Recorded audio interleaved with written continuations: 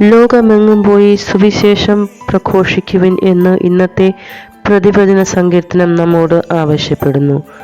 ലോകത്തിൽ എങ്ങും എവിടെയും പോകാതെയും നമ്മുടെ ഭവനങ്ങൾ ആയിരുന്നുകൊണ്ടും നാം ആയിരിക്കുന്ന ചുറ്റുപാടിൽ നിന്നുകൊണ്ടും ദൈവത്തെ പ്രഘോഷിക്കുവാൻ നമുക്ക് സാധിക്കണം. അങ്ങനെ നാം പ്രഘോഷിക്കുന്ന ഓരോ ദൈവത്തിൻ്റെ വചനവും ദൂരങ്ങളിൽ എത്തപ്പെടും.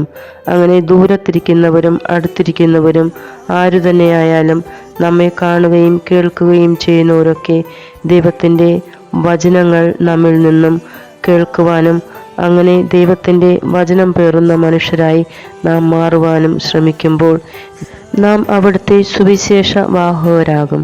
അങ്ങനെ സുവിശേഷം പേറുന്ന ദൈവത്തെ പേറുന്ന മക്കളായി ജീവിക്കുവാനുള്ള കൃപ നമ്മിൽ വർഷിക്കണമേ എന്ന് പ്രാർത്ഥിക്കാം.